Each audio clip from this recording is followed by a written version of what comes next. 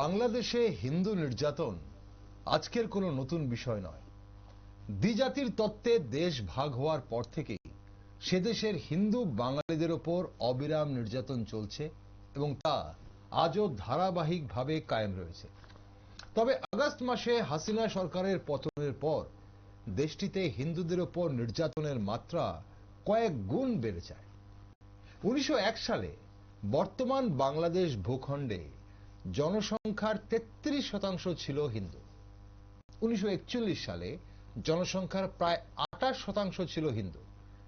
1947 সালে দেশ ভাগের পর 1951 সালে হিন্দুদের সংখ্যা সেই অঞ্চলে 22% নেমে আসে। 1974 সালে 13.5%, আর বর্তমানে বাংলাদেশের জনসংখ্যার মাত্র 8% হিন্দু।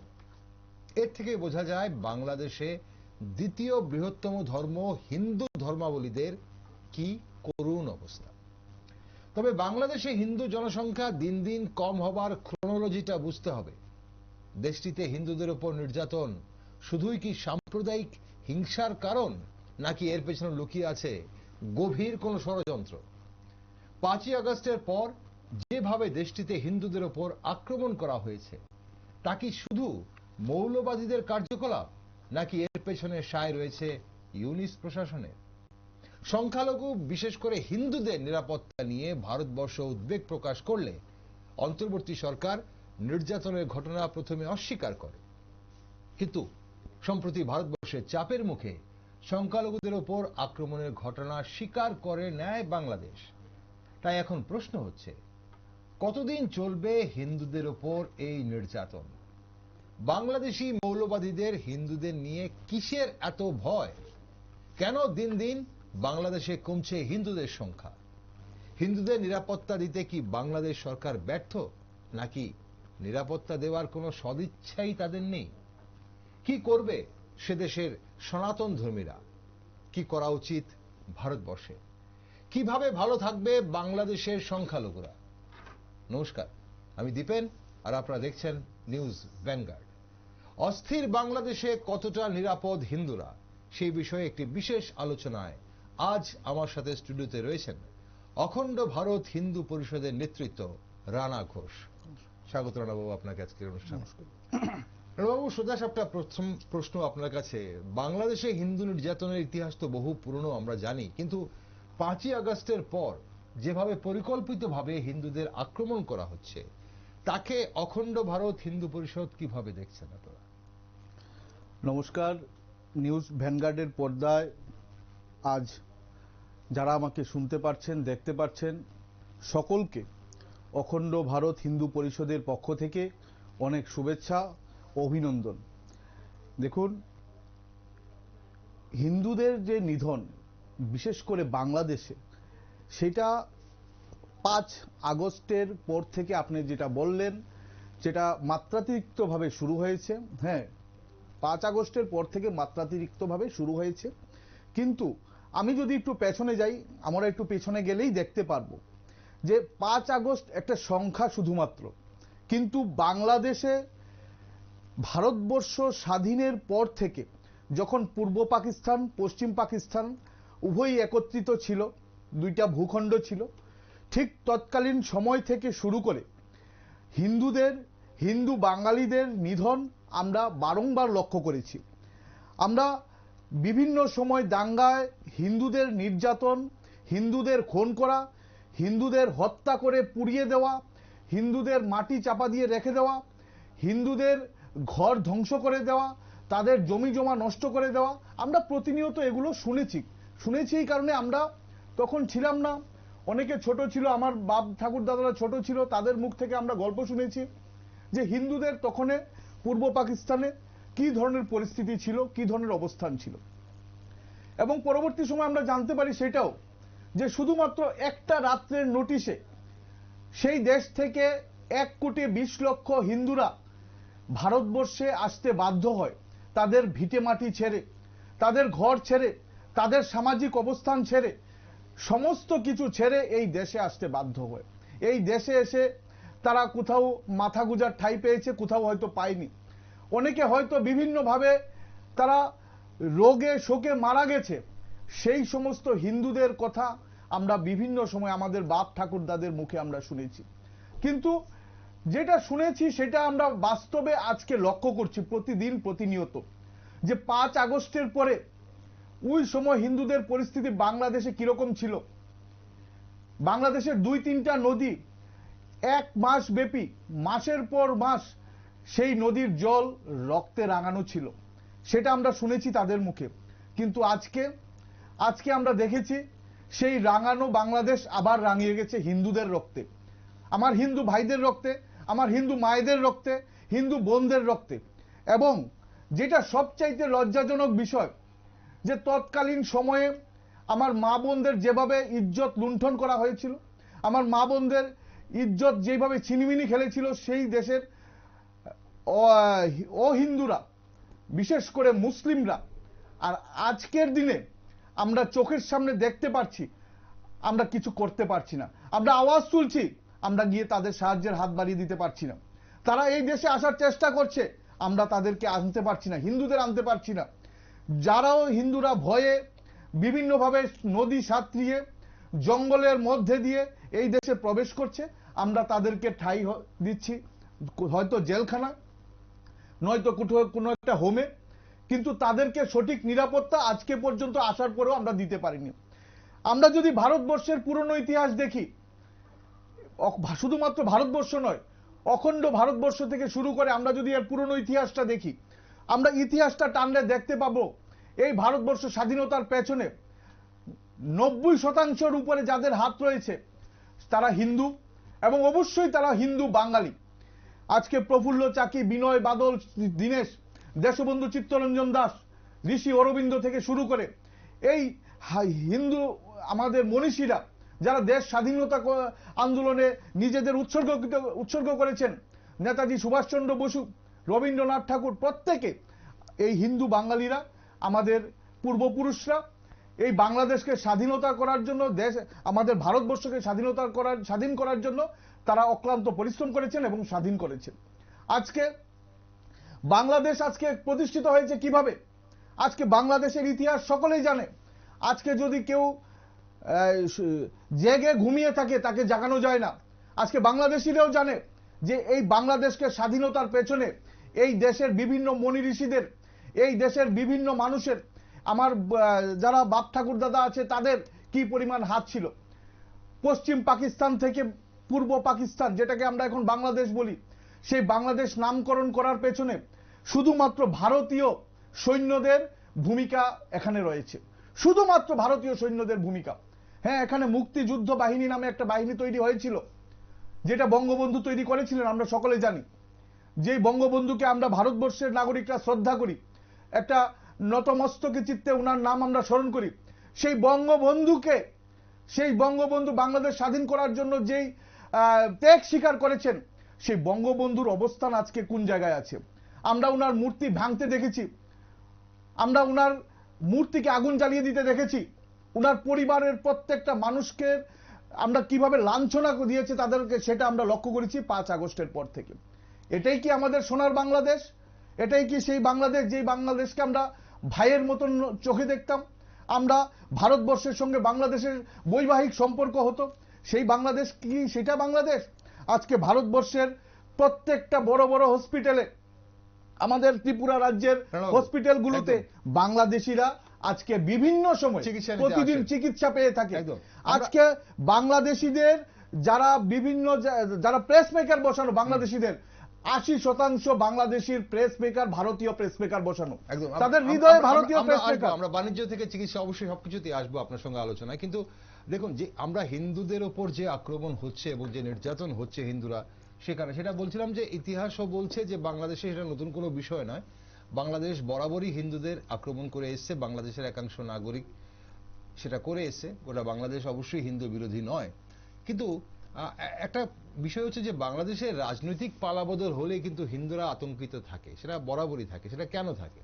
এবারও বলা হচ্ছে যে আওয়ামী লীগ মানে আক্রমণ যে করা হচ্ছে, আওয়ামী লীগের সদস্যদের করা হচ্ছে এবং সেখানে হিন্দুরা বেশিরভাগ আক্রমণিত হচ্ছে। সেটা আপনারা কতটুকু মানেন যে পলিটিক্যাল এজেন্ডাটাকেই মনে করা হচ্ছে যে এটা পলিটিক্যাল এজেন্ডা, একজন আওয়ামী লীগের সদস্যকে আক্রমণ করা হয়েছে পলিটিক্যাল ভাবে, সেখানে একজন হিন্দু আক্রমণ হয়ে গেল, সেটা কিভাবে দেখছেন? আদৌ কি সেটা, নাকি রাজনীতির আড়ালে হিন্দু নিধন বা হিন্দুদের আক্রমণ করাটাই মূল উদ্দেশ্য?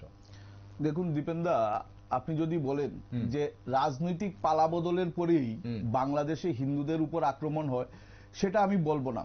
হ্যাঁ, রাজনৈতিক পালাবদলের পর বাংলাদেশে হিন্দুদের উপর আক্রমণ হয়। আজকে ভারত বাংলাদেশ যখন ক্রিকেট ম্যাচ চলে, সেই ক্রিকেট ম্যাচে যেদিন ভারত জিতে যায়, কি ভারতই তো সবসময় জিতে, সেই যেদিন ভারত জিতার সঙ্গে সঙ্গে সেই বাংলাদেশে যারা হিন্দুরা আছে তাদের উপর অকথ্য অত্যাচার হয়, যারা হিন্দুরা আছে তাদের ঘর জ্বালিয়ে দেওয়া হয়। কেন? আজকে সমাজ ব্যবস্থাটা বাংলাদেশের কোন জায়গায় গিয়ে পৌঁছেছে? আজকে আপনি বলছিলেন যে বাংলাদেশের একটা সংখ্যক যারা বাংলাদেশিরা আছে তারা সকলে ভারত বিদ্বেষী না। হ্যাঁ, তারা সকলে ভারত বিদ্বেষী হয়তো নয়। আজকে আমরা দেখেছি আমেরিকা একটা সার্ভে টিম বাংলাদেশকে সার্ভে করেছে 5 আগস্টের পর থেকে বিভিন্ন সময়ে বাংলাদেশের বিভিন্ন জায়গায় যে হামলা হুজ্জুতি সংগঠিত হয়েছে, সেই সার্ভে রিপোর্টে চলে এসছে যে অর্ধেকের উপরে বাংলাদেশিরা ভারতের সঙ্গে যে সম্পর্কটা সেটা নষ্ট করতে তারা চায় না, যারা ভারতকে গালমন্দ করতে চায় না, তারা ভারতকে ভালোবাসে। কেন ভালোবাসবে না? আজকে বাংলাদেশের যে দেউলিয়াপনা শুরু হয়েছে এই 5 আগস্টের পর থেকে, তার থেকে যদি তাদেরকে কেউ পরিত্রাণ দিতে পারে সেটা ভারত দিতে পারে। আজকে বাংলাদেশকে বিশ্বের দরবারে যদি কেউ সুরক্ষা দিতে পারে সেটা ভারত দিতে পারে। আজকে বাংলাদেশের সঙ্গে যদি কেউ সুসম্পর্ক স্থাপন করে থাকে বিভিন্ন দেশ, সেটা ভারতের জন্য। কেন? আমরা বিভিন্ন সময় দেখে থাকবো যে ছেলের নামকরণ বাবার পরিচয়ে হয়। বাবা কোন জায়গায় আছেন, বাবা কি পজিশনে আছেন, বাবা যদি বড় অফিসার থাকেন, বড় ব্যবসায়ী থাকেন, সমাজের কোনো প্রতিষ্ঠিত থাকেন, তাহলে তার ছেলেরও একটা গর্ববোধ হয় যে আমার বাবা এরকম। ঠিক সেইভাবে বাংলাদেশিরা গর্ববোধ করে যে আমাদের উপরে ভারতীয়দের হাত আছে, আমাদের উপর ভারত বসে আছে, আমাদের মাথার উপর ভারতের ছায়া আছে। তো সেই গর্ববোধটা তারা করে। কিন্তু আজকে ইউনিস সরকার, যেই লোকটা হয়তো নোবেল পুরস্কার পেয়েছে, হয়তো না পেয়েছে নোবেল পুরস্কার, কিন্তু আমি এখন সন্দিহান, শান্তিতে পেয়েছে, হ্যাঁ শান্তির জন্য পেয়েছে, সেই শান্তির বার্তাকারী মোহাম্মদ ইউনুস আজকে একটা অশান্ত বাংলাদেশ তৈরি করেছে। আজকে দিকে দিকে প্রমাণিত, উনি যতই বলুক না কেন যে হিন্দুরা সুরক্ষিত আছে, হিন্দুরা ঠিকঠাক আছে, এই ধরনের মিথ্যা অপবাদ, এই ধরনের মন্তব্য করলে বিশ্বের বাজারে বা যারা উনাকে দেখছেন উনাকে ছিছি করছেন। আজকে আমরা প্রতিনিয়ত দেখছি হিন্দুরা কি করে ভারতে চলে আসার জন্য তারা পথ খুঁজছে, তাদের ঘর জ্বালিয়ে দেওয়া হচ্ছে, ইজ্জত লুণ্ঠন করা হচ্ছে। আজকে ইউনুস সরকার উনি হয়তো এখন সরকারের মসনদে বসে আছেন, কিন্তু বিভিন্ন সমীক্ষায় দেখা গেছে, আমরাও দেখতে পেয়েছি যে 3 থেকে 4 মাস সময়সীমা বাংলাদেশ পুনরায় একটা বিশ্বের দরবারে একটা দেউলিয়াপনায় চলে যাবে। এবং তৎকালীন সময়ে যদি ভারত বাংলাদেশের উপর আবার আস্থাশীল না হয়, ভারত যদি বাংলাদেশের উপর হাত না রাখে, সেই বাংলাদেশকে আর কেউ তুলে উঠে আসতে পারবে না। এবং যারা বুদ্ধিজীবীরা তারা আজকে মত প্রকাশ করছে যে খুব তাড়াতাড়ি হয়তো এশিয়া মহাদেশে একটা নতুন একটা দেশ আত্মপ্রকাশ করবে। কিভাবে নতুন দেশ আত্মপ্রকাশ করবে?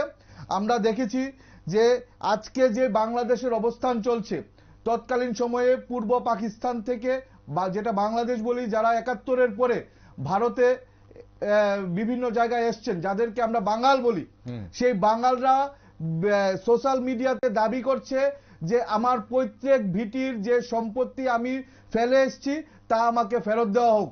যদি ফেরত না দেওয়া হয়, ভারতীয় মুদ্রায় আমাকে তার মূল্য দেওয়া হোক। এবং তারা বলছে যে আমার বাড়ি ঘর নিয়ে কারোর 2 একর, কারোর 5 একর, কারোর 10 একর জায়গা জমি ছিল, পৈতৃক ভিটি আছে। তো তারা দাবি করছে যে আমার পৈতৃক ভিটির যে ভিটিটা আছে সেটার আমাকে পুনরায় দেওয়া হোক। ইউনুস সরকারের কাছে দাবি তুলছে, অন্যথায় আমাকে ভারতীয় মুদ্রায় টাকা পরিশোধ করে দেওয়া হোক।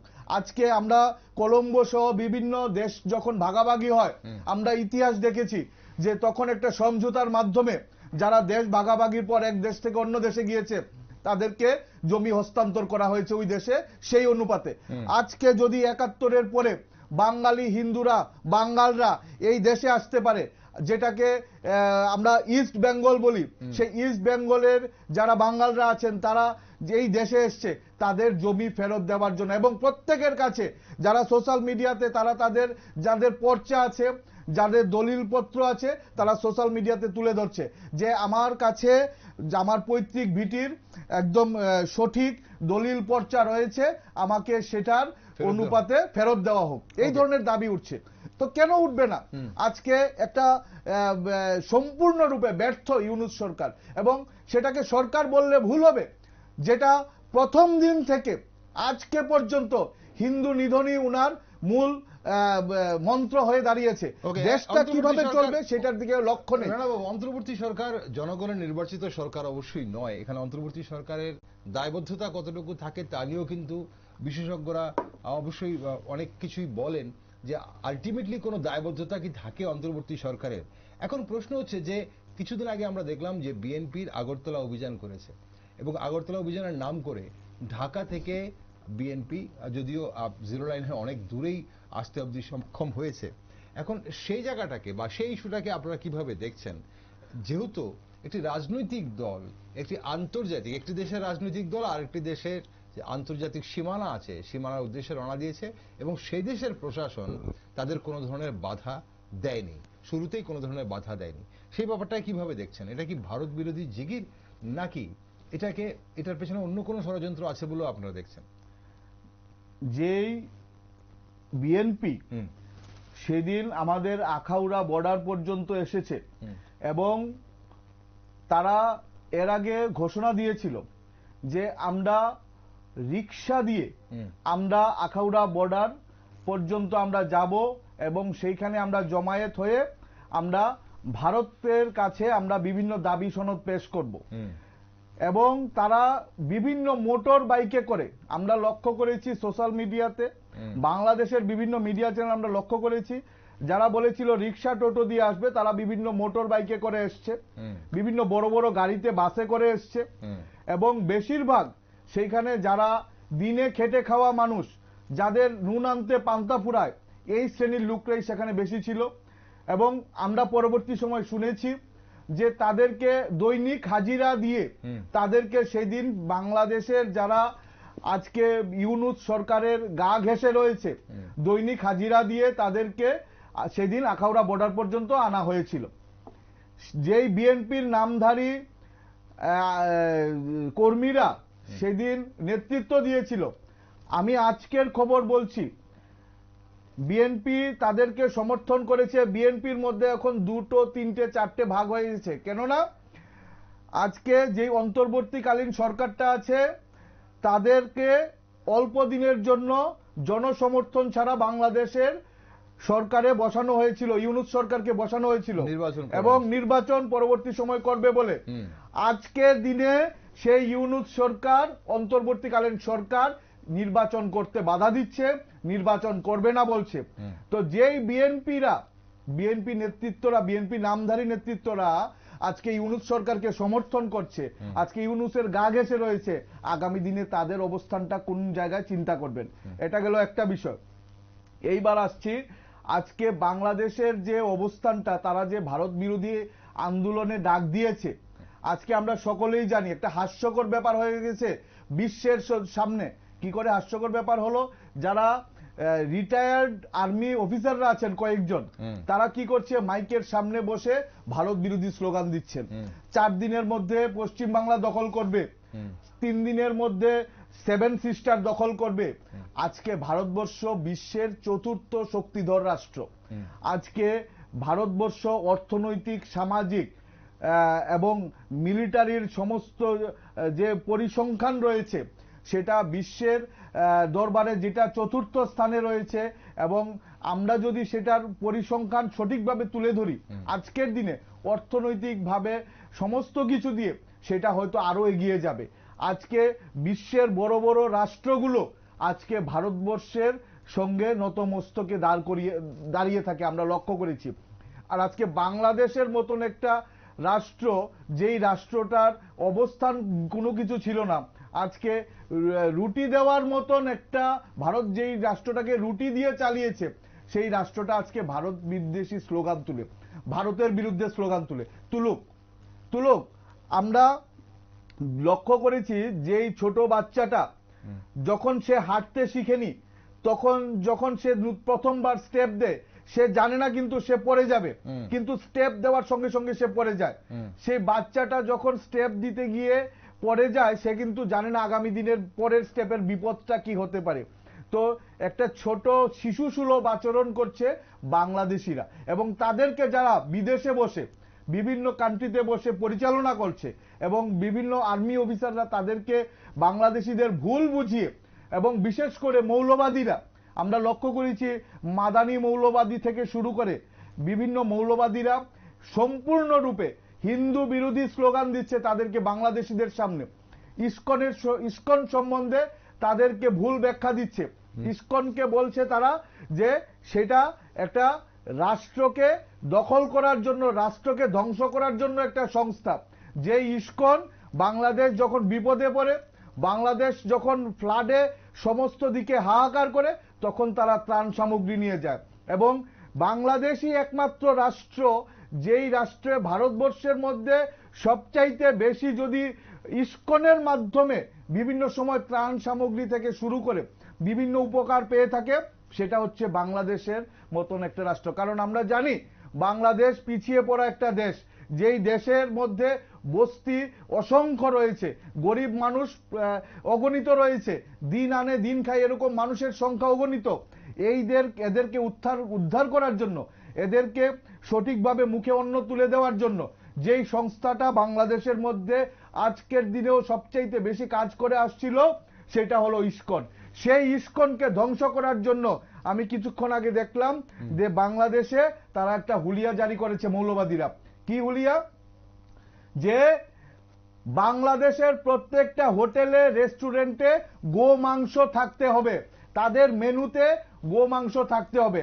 আজকে বাংলাদেশে সম্বন্ধে যদি আপনাদের আইডিয়া থাকে, যারা আমার কথা শুনতে পাচ্ছেন, যে বাংলাদেশের প্রত্যেকটা বড় বড় শহরে ইসকনের বিভিন্ন ভোজনালয় রয়েছে, নিরামিষ ভোজনালয়, যেই ভোজনালয়গুলোতে একদম কম পয়সায় সেখানে হিন্দু বলুন, মুসলমান বলুন, বিভিন্ন ধর্মের মানুষকে তারা ভোজন করায়। এরকম নয় যে ইসকনের ভোজনালয়ে শুধুমাত্র হিন্দুরা প্রসাদ পায়, সেখানে সমস্ত ধর্মের লোকেরা সেখানে নিরামিষ প্রসাদ পেয়ে থাকে।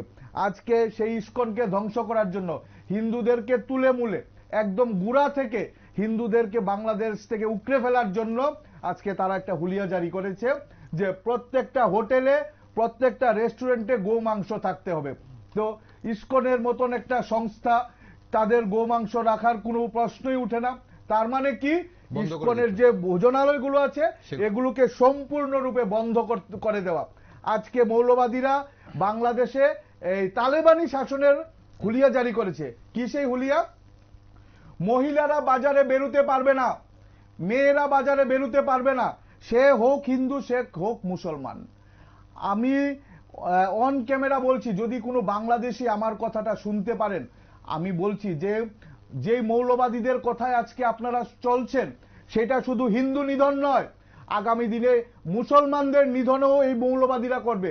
আজকে তারা যে হুলিয়াটা জারি করলো যে মুসলমান কোনো মহিলারা, কোনো মায়েরা, বোনেরা বাজারে বেরোতে পারবে না। গোপালগঞ্জ, আমি নাম সহ বলে দিচ্ছি, গোপালগঞ্জে আজকে মাইকিং করে বলে দেওয়া হয়েছে কোনো মহিলারা বাজারে বেরোতে পারবে না, যদি বেরোয় তাহলে তার বুরখা পরে বেরোতে হবে, সে যেই ধর্মেরই হোক। আর কোনো দোকানদার মহিলাদের কাছে কোনো সামগ্রী বিক্রি করবে না। আজকে সম্পূর্ণ তালেবানি শাসন হয়ে গেছে বাংলাদেশে, এবং আগামী দিনে আপনারা অপেক্ষা করুন, যেই মৌলবাদীদের কথায় আপনারা চলছেন সেই মৌলবাদীরা খুব তাড়াতাড়ি তারা আরেকটা হুলিয়া জারি করবে।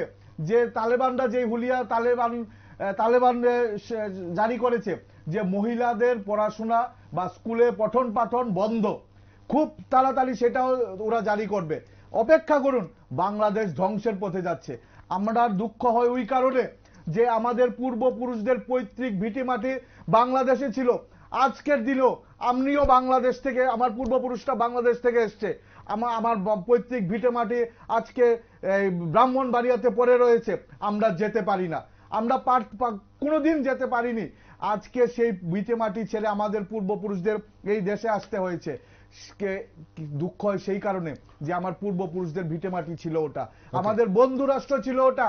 আজকে সেই একটা রাষ্ট্র চোখের সামনে ধ্বংস হতে আমাদের প্রজন্মটা দেখছে। রানাবাবু, আপনি ভিটে মাটির কথা বলছেন বারবার। এই যে বাংলাদেশের একাংশ নাগরিকদের মধ্যে বা বিশেষ করে মৌলবাদীদের মধ্যে বা জামাতের মধ্যে আমরা ভারত বিরোধী এই যে জিগিরটা দেখছি, বিশেষ করে 5ই আগস্টের পর যেটা ভীষণভাবে প্রকাশ্যে এসছে এবং বিভিন্ন চিত্র, যেগুলো ভয়ানক চিত্র, সেগুলো কিন্তু আমাদের চোখের সামনে উঠে এসছে। ভারত বিরোধী জিগিরটা, এই জিগিরটা আসলে কোনটা? এটা কি হিন্দু বিরোধী জিগির বলে ভারত বিরোধী জিগির, নাকি ভারত বিরোধী জিগির বলে হিন্দু বিরোধী জিগির? কোনটা আগে এবং মূল কোনটা? তাদের কাছে ভয় কোথা থেকে? ভারত থেকে ভয় বেশি নাকি হিন্দু থেকে ভয় বেশি? দেখুন, আপনাদেরকে আমি প্রথমেই বলেছি যে বাংলাদেশি অর্ধেকের উপরে বাংলাদেশিদের বুকের ভেতর যে প্রেস মেকারটা বসানো আছে, অর্ধেক না, 90% উপর বাংলাদেশি যারা আছে তাদের বুকের ভেতর যে প্রেস মেকারটা বসে আছে, এখান থেকে চিকিৎসা করে গেছে, সেটা ভারতীয় প্রেস মেকার।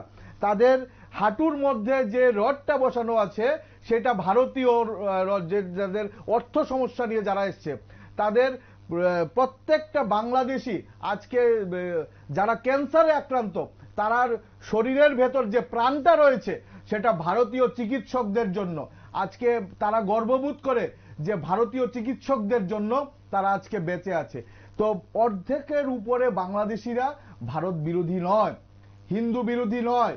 কিছু মৌলবাদী, কিছু কট্টরপন্থী সেটা উস্কানিমূলক কথা বলে বাংলাদেশিদের কিছু সংখ্যক যুবকদের এই পথে নিয়ে যাচ্ছে এবং তাদেরকে সম্পূর্ণরূপে মদত দিচ্ছে পাকিস্তান। যেই পাকিস্তান 1947 সালের পরে পূর্ব পাকিস্তান, যেটাকে আমরা এখন বাংলাদেশ বলছি, সেটাতে মাত্র 1 মাসে তারা 3 লক্ষের উপর বাংলাদেশিকে মেরেছিল। এবং 71-এর মুক্তিযুদ্ধের সময় যখন বঙ্গবন্ধু 300টা আসন ছিল, 300টা আসনে বঙ্গবন্ধু যখন 267টা আসন পেয়েছে একা, সেই দিন পশ্চিম পাকিস্তান থেকে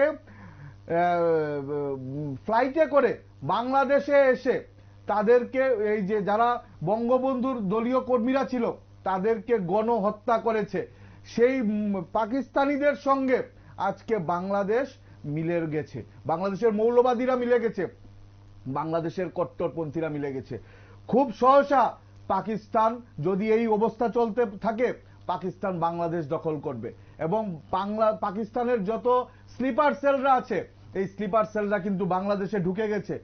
এরকম নয় কিন্তু যে ভারত আজকে একটা চ্যালেঞ্জের মধ্যে আছে, আজকে বাংলাদেশও কিন্তু একটা চ্যালেঞ্জের মধ্যে রয়ে গেছে। বিভিন্ন কট্টরপন্থী উগ্রবাদীরা কিন্তু বাংলাদেশে আজকে ঢুকে গেছে, পাকিস্তান নামধারী কট্টরপন্থী উগ্রবাদীরা। আজকে বাংলাদেশের বড় ধরনের কোনো ইনসিডেন্ট শুধুমাত্র সময়ের অপেক্ষা, আমি বলে গেলাম আজকে।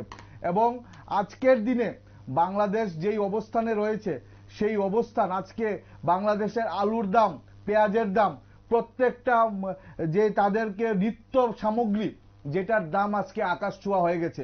এবং খুব সহসা আমি বলে যাচ্ছি অন ক্যামেরা, বাংলাদেশে গৃহযুদ্ধ হয়ে যাবে, গৃহযুদ্ধ হয়ে যাবে।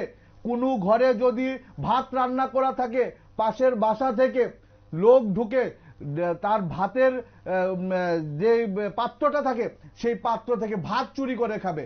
এইভাবে গৃহযুদ্ধ শুরু হয়ে যাবে বাংলাদেশে এবং সেটা সময়ের অপেক্ষা মাত্র। রানাবাবু, আমরা অবশ্যই নজর রাখবো সেদিকে, কিন্তু এই যে আমরা যখন হিন্দুদের উপর নির্যাতনের কথা বলছি, ভারতের চাপের মুখে মোহাম্মদ ইউনূসের প্রেস সচিব মোহাম্মদ শফিকুল আলম জানিয়েছেন যে আগস্ট থেকে অক্টোবরের 22 তারিখ অবধি সংখ্যালঘুদের উপর নির্যাতনের 88টি মামলা নথিভুক্ত হয়েছে।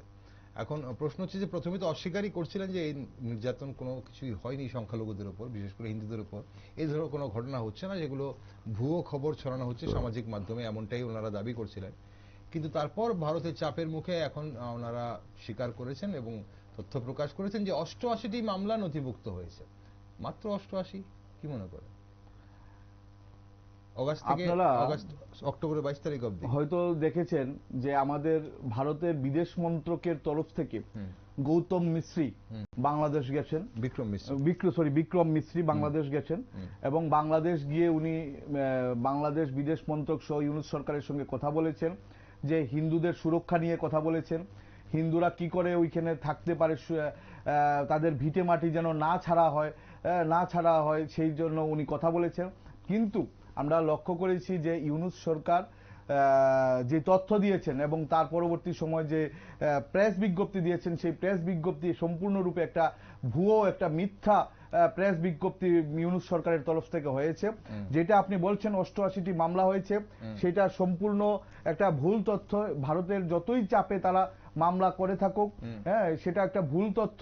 আমরা জানি এর থেকে অনেক বেশি মামলা হয়েছে, এবং এটাও বলতে পারি আজকে 88 বলুন বা 88,000 মামলা হোক, কোনো মামলার কিন্তু সঠিকভাবে রায় সেটা আজকে পর্যন্ত হয়নি, হবেও না।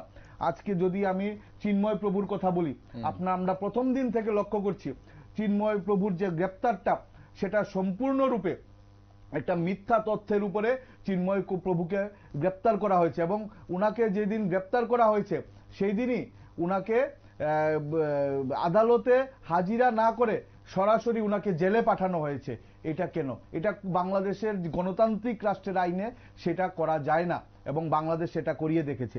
পরবর্তী সময় চিন্ময় প্রভুর যিনি উকিল ছিলেন, উনাকে কট্টরপন্থীরা এইভাবে মেরেছে যে উনি এখনো বোধহয় মারা গেছেন, সম্ভবত মৃত্যুর সঙ্গে পাঞ্জা লড়ছেন। এবং তার পরবর্তী সময় যে চিন্ময় প্রভুর পক্ষে থেকে যে উকিলটা আবার চিন্ময় প্রভুর পক্ষে লড়াই করার জন্য তৈরি হয়েছেন, উনি নোটিশ পাঠানোর 1.5 সপ্তাহ পরে উনাকে শুধুমাত্র 1 ঘন্টা 3 মিনিটের জন্য উনার সঙ্গে চিন্ময় প্রভুর সঙ্গে কথা বলার সুযোগ করে দেওয়া হয়। 33 মিনিটের জন্য চিন্ময় প্রভুর সঙ্গে কথা বলার সুযোগ করে দেওয়া হয়েছে।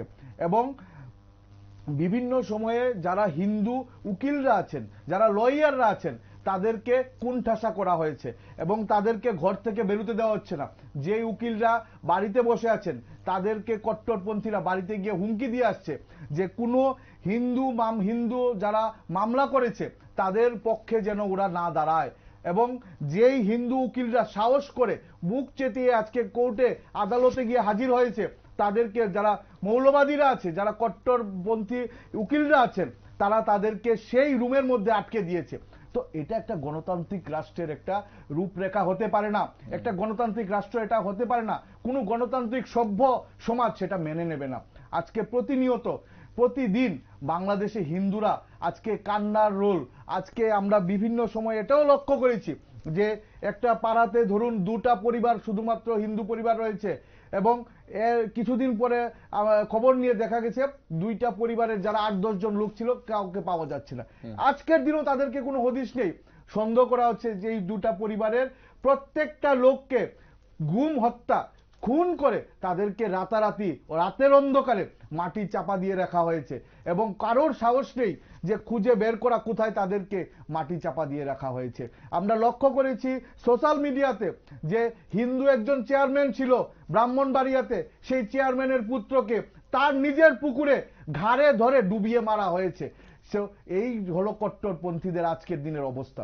তো বাংলাদেশে প্রতিদিন গণহত্যা হচ্ছে, যেটা হয়তো আমরা যখন বাংলাদেশ 71-এর স্বাধীনের সময়ে যেইভাবে হিন্দুদের হত্যা করা হয়েছিল, সেটা গুলি করে হিন্দুদেরকে হত্যা করা হয়েছিল, মা বোনদের ইজ্জত লুণ্ঠন করা হয়েছিল, সেটা প্রকাশ্যে করা হয়েছিল।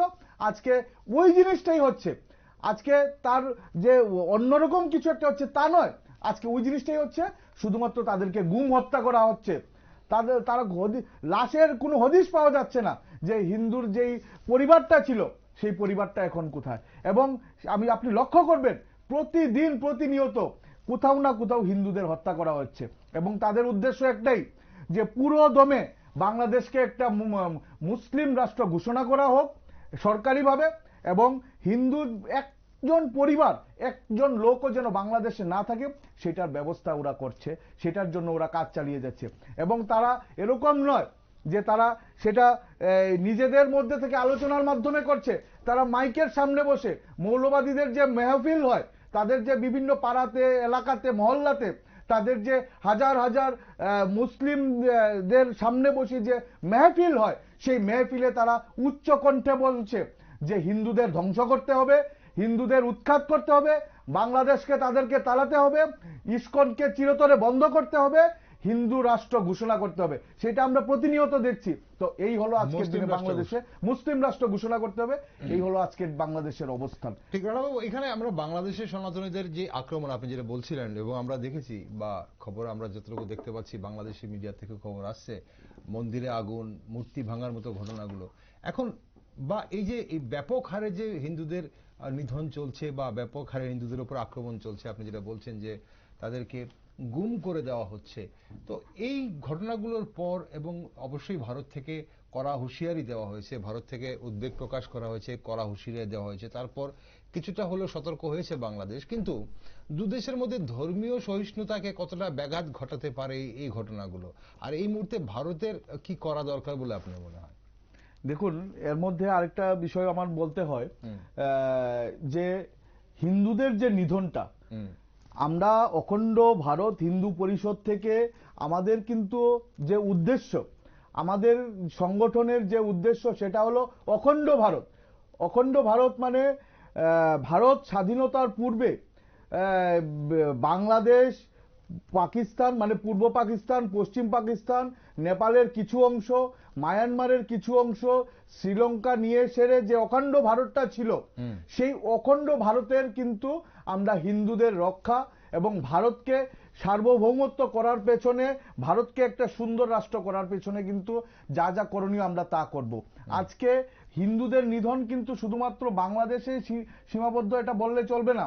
আমরা ইতিমধ্যে লক্ষ্য করেছি, আপনারা সবরমতী রিপোর্ট একটা মুভি বেরিয়েছে এবং বিভিন্ন যে সিনেমা হলগুলোতে আছে এগুলোতে এই সবরমতীটা চলছে।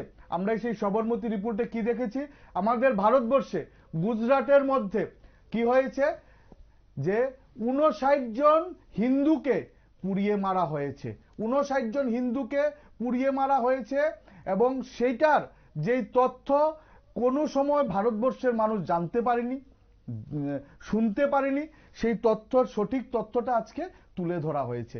সেইখানে যারা কর সেবকরা ছিল, হিন্দু পূজারীরা ছিল, হিন্দু ব্রাহ্মণরা ছিল, সেই হিন্দু পূজারী ব্রাহ্মণ কর সেবকদের প্ল্যান করে যারা অযোধ্যা থেকে গুজরাট যাচ্ছিল পূজার্চনা সেরে, তাদেরকে সম্পূর্ণ প্ল্যান করে S6 কামরা, S6 কামরাতে পুরো কামরার প্রত্যেকটা হিন্দুকে সেদিন পুড়িয়ে মারা হয়েছে।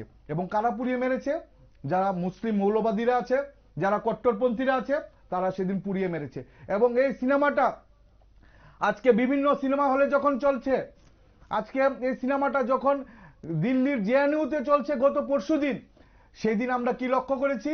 আমরা লক্ষ্য করেছি জেএনইউর যেই পর্দাটাতে সিনেমাটা চলছিল সেই পর্দা ছিঁড়ে দেওয়া হয়েছে, ইট পাক্কেল ছোড়া হয়েছে, পোস্টার ছিঁড়ে দেওয়া হয়েছে, এবং হলের মধ্যে যারা ছিল সিনেমাটা দেখছিল তাদেরকে ইট পাক্কেল মারা হয়েছে। আজকে কিন্তু হিন্দুরা শুধুমাত্র যে বাংলাদেশে সুরক্ষিত নয় তা নয়, আজকে হিন্দুরা কিন্তু কিছু কিছু জায়গায় ভারতবর্ষ সুরক্ষিত নয়। আজকে জেএনইউর মতন জায়গায়, দিল্লির মতন একটা জায়গায় হিন্দুরা কিন্তু আজকে সুরক্ষিত নয়।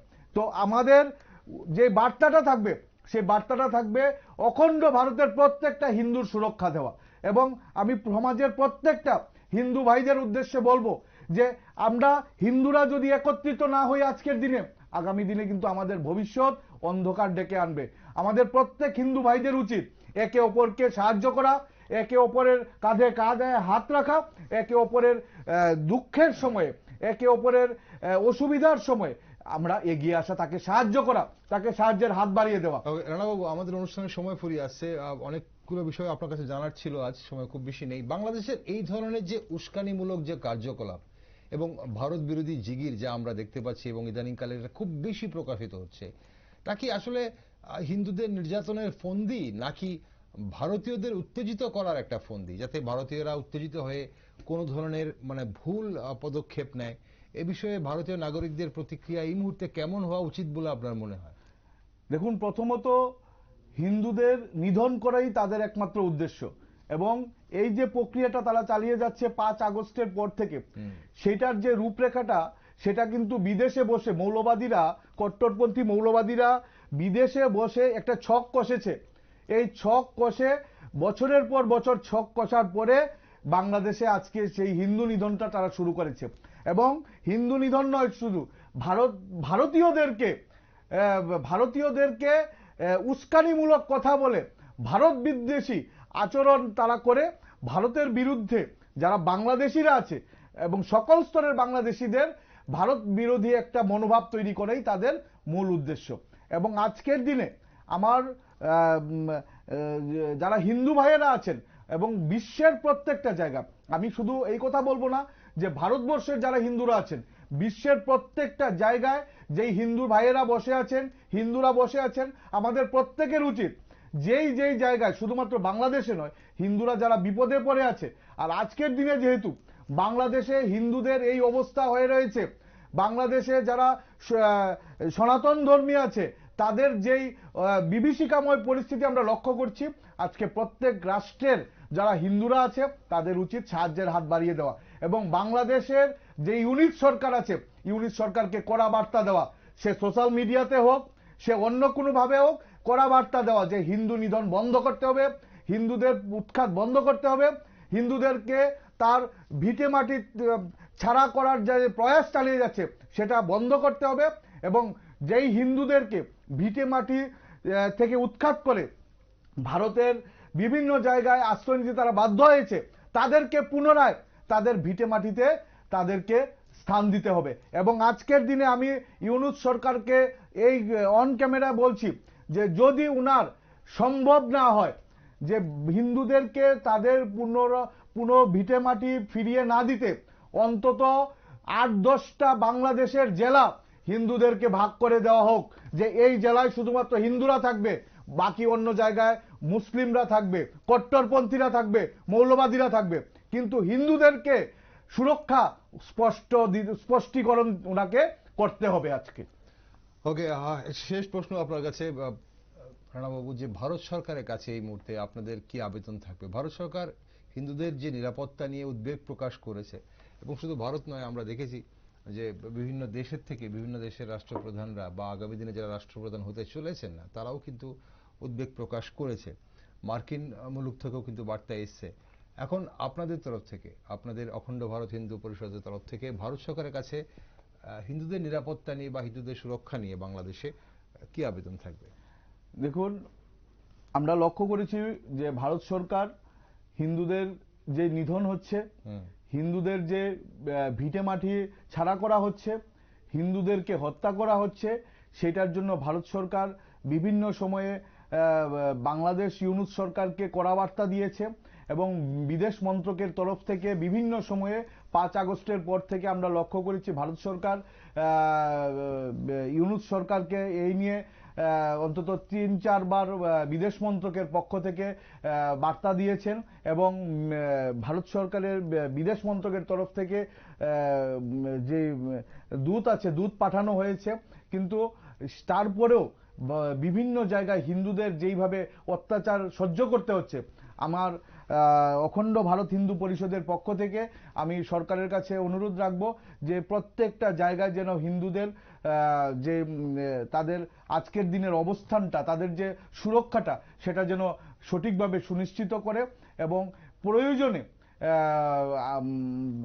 হিন্দুদের জন্য একটা আলাদা ভূমি বাংলাদেশে রাখার জন্য ব্যবস্থা করার জন্য যেন বাংলাদেশ সরকারের সঙ্গে কথা বলে এবং তাদেরকে সুরক্ষা দেওয়ার জন্য বাংলাদেশ আর্মি, তো আমি বাংলাদেশ আর্মির উপর থেকে আমাদের আশা ভরসা সম্পূর্ণ চলেই গেছে, তারপরেও বলবো বাংলাদেশ আরক্ষা প্রশাসন, বাংলাদেশ আর্মির পক্ষ থেকে তাদেরকে সম্পূর্ণরূপে সুরক্ষা দেওয়ার একটা ভূমিতে তাদেরকে সঠিকভাবে রাখা হয়, সেটার অনুরোধ রাখবো ভারত সরকারের কাছে।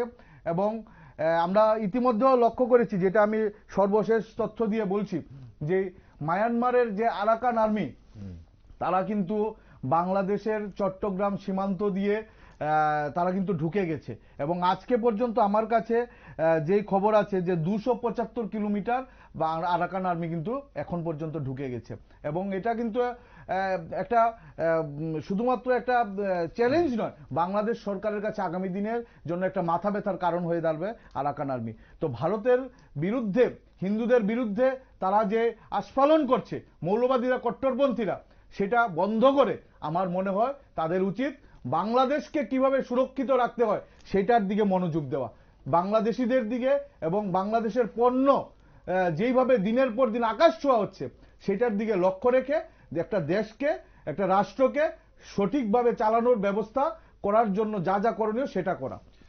অসংখ্য ধন্যবাদ রানাবাবু, আজ আপনি সঙ্গে ছিলেন এবং আপনাদের বক্তব্য, আজ অখণ্ড ভারত হিন্দু পরিষদের বক্তব্য আপনার কাছ থেকে আমরা শুনলাম। ধন্যবাদ, আপনাদের অবস্থানও শুনলাম। ধন্যবাদ। দর্শক বন্ধুরা, দাবি উঠছে অনেক। বাংলাদেশের যে অস্থিরতা এই মুহূর্তে বিরাজ করছে 5ই আগস্টের পর থেকে, সেখানে হিন্দুদের নিরাপত্তা তো সবার আগে দাবি উঠছে। এখন দাবি উঠছে একটি আলাদা ভূমি বাংলাদেশে, আলাদা ভূমি করে দেওয়া হোক শুধু হিন্দুদের জন্য, যেখানে যারা সংখ্যাগুরু রয়েছে তাদের সঙ্গে যেন কোনো রকম সমস্যা না হয়, এমন দাবি উঠছে।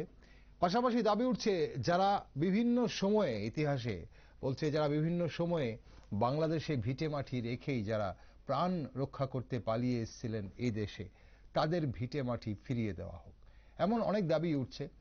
আর বাংলাদেশের ইতিহাস বলছে যে সেই দেশটিতে যে কোনো বিষয়ে সমস্যা বা আন্দোলন হলে, কিছু হোক বা না হোক, সংখ্যালঘু হিন্দুদের উপর অত্যাচার হয়। যে কোনো অশান্তির পরিবেশকে কাজে লাগিয়ে হিন্দু নিধন করতে বা হিন্দুদের আক্রমণ করার সুযোগ কিন্তু হাতছাড়া করে না জামাতরা, মৌলবাদীরা। তবে এবার বাংলাদেশকে কড়া হুঁশিয়ারি দিয়েছে ভারত। সে দেশের হিন্দুদের নির্যাতনের ইস্যুতে মার্কিন মুলুকও উষ্মা প্রকাশ করেছে। এখন দেখার ইউনিস প্রশাসন কি ভূমিকা নেয়। আগামী দিনে বাংলাদেশে হিন্দু নির্যাতন বন্ধ হয় কিনা সেদিকে নজর রাখছি আমরা। তাই আপনারা চোখ রাখুন শুধুমাত্র নিউজ ভ্যানগার্ডে।